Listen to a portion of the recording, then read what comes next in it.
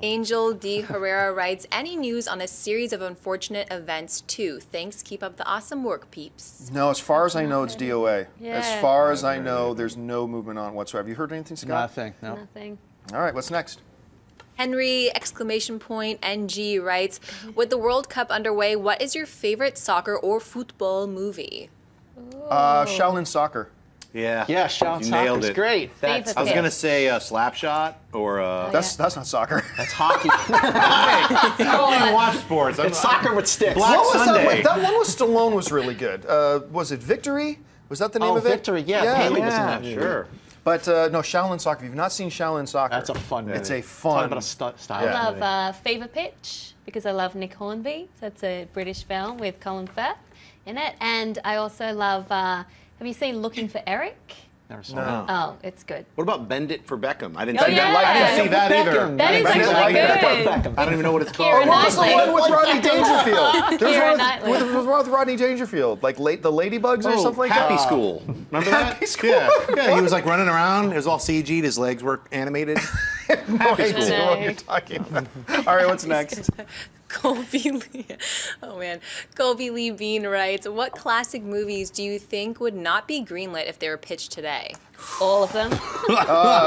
Yeah, I mean, there's a lot of times a movie and how it's accepted and how it kind of implants itself in the context that it's in has a lot to do with this social setting of the time, right? Like The Godfather released today would still be the effing Godfather, but I don't know if in the environment today, and with how many mobster films we've had and all that kind of stuff, if it would have achieved that classic status as almost as quickly as the original did. Yeah. Uh, But which one that is great and classic today? I'm not sure. You got one? Well, I always said that a movie, that the ultimate movie that should never be remade is Citizen Kane.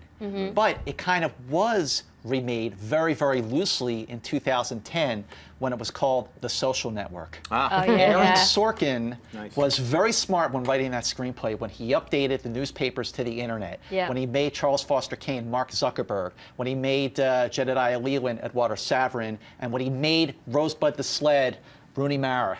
I mean, that was a brilliant, loose I update. like Never the thought of that correlations. before. Yeah, I yeah. like It's very it. smart. I like it. Well, I just spoke to Rob Reiner the other day, pick up that name off the floor, and I asked him whether any of his movies that he's done would get made today in today's environment. He said, nah, none of them. We wouldn't get This Is Spinal Tap, we wouldn't get When Harry Met Sally, unless you get independent financing, because the studios aren't making those level of films anymore, those mid-range movies. The independent movies, all the huge blockbusters, all the R-rated comedies, but kind of sad that gone are the days of the good romantic comedy. True. They're just not getting financed, so you have to go elsewhere. Well, here's the thing. It's like I think the question itself is a hard one to answer because you're talking about changing time. And Yeah. if you look through history, everything, like you mentioned Godfather, then there was a run of gangster films. Yeah. So you can't go back and say what movie would be made now because you have to take into account that Jaws and Star Wars and Close Encounters created the blockbusters that changed the way we saw cinema, that then became tentpole movies in the late 90s. And now we have the juggernauts, Superhero, yeah. and then we have the small films, The and all tentpoles the and the middle films tadpoles. are gone. Yeah. because That's true. Studios Sad. can't make those $30 to $40 million movies. They don't Henceforth, have the marketing budget things have for it moved to anymore. television, and we've also been more creative with video. So you can't. The question to me is unanswerable. It's just like you have to look at history Yeah. and see what you can forecast what's going to happen in the future by looking at what studios are making for their slates. So. All right, what's next? T-Dog Terrell writes, as it is my 18th, I was thinking, what are your favorite coming-of-age movies? Oh, we just wow. saw Just one saw one. recently called Boyhood, the Richard Linklater movie that's coming out soon. And it is brilliant. It is a true coming-of-age story, we said, because Linklater shot this film over 12 years. So you see the actual cast grow up in front of your eyes. That's incredible to watch. Stand By Me is another great one coming of Oh, age. Stand By Me is awesome. I was going to say Breaking Away. Breaking The Away's Cutters. yeah, And yeah. I remember seeing that as a little kid, and it really had an impact on me and an effect.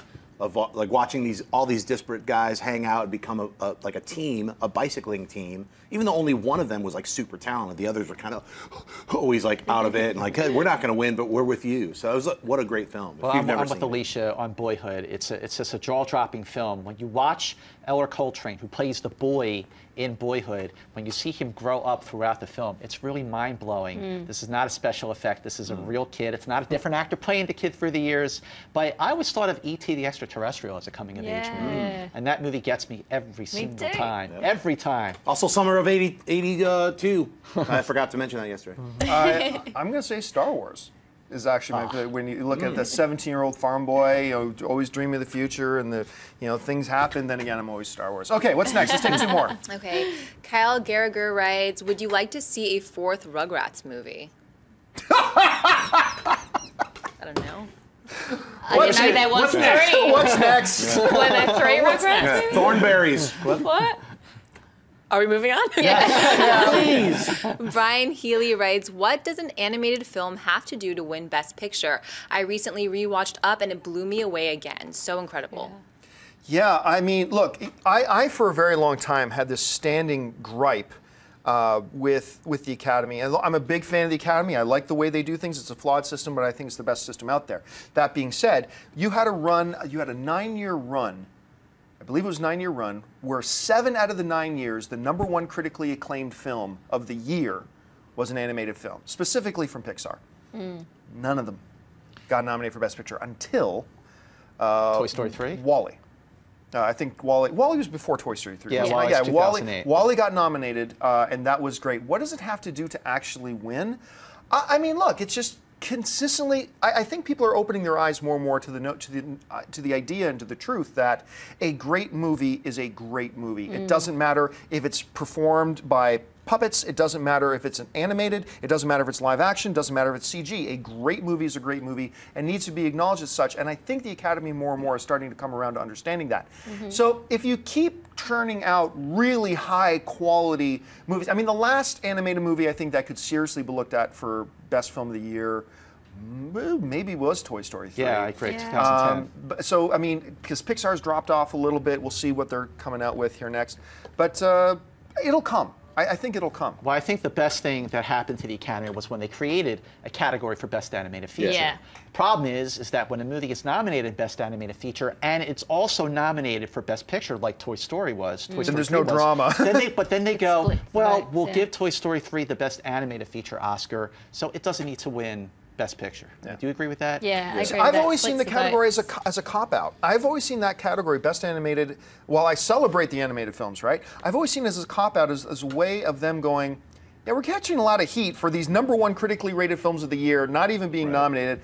Let's give it its own category. And it's like, when you're talking about Best Director, Best Actor, Best Cinematographer, Best Screenplay, you're talking about Best Screenplay out of 900 wide-release films, or at least, marginally released films that year.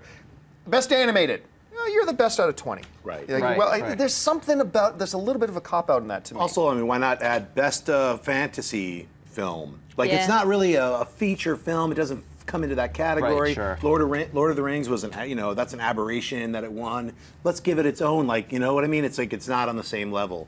I think an animated film, in order for it to win the Oscar, it's got to make you cry. It's got to pull the heartstrings. Toy Story 3 made me cry. I know. Yeah. Up made me cry. Up in the first 5 That minutes, I'm montage? angry. I'm crying like a baby. Yeah. Why? Yeah, Never want to it's get married. Yeah, it's like It's this so crushing, sad. soul-crushing horror of life animation. So, I mean, that's for me. I If would it love makes to you cry, see it a gets you. best comedy section as well, because comedies just have no chance Right. Bingo. against the Yeah, other best science pictures. fiction. It's the same thing. It's like it's got to be the dramas or some What kind of was biopic. the last comedy that was a real serious contender for Best Picture? Like, do you have to go all the way back to Tootsie? I was going to say, Terms of Endearment is a comedy to a point. To a point. Yeah. And then it got really sad. Yeah, but really I think sad. I think things that push the genre forward, like Bridesmaids, for me, Yeah, should have yeah. got nominated. And if you put that against the flashy best pictures that are all very dramatic and heavy, no chance. Same with the animated. Well, so I like comedies that that make you section. cry, Terms of Endearment. In this case, okay, so far this year at the midpoint, we have 2 films that are viable or shoo-ins for Best Animated Feature, at least to get nominated. The Lego Movie and How to Train Your Dragon 2. Yeah. The question is, Alicia, do you think any of those films are worthy of getting nominated for Best Picture? I'd say Lego Movie. Yeah, me But too. And I'm gonna say it No doesn't. chance. I love the Lego Movie. Yeah. Love it beyond belief. But you know, if let's transport it to last year.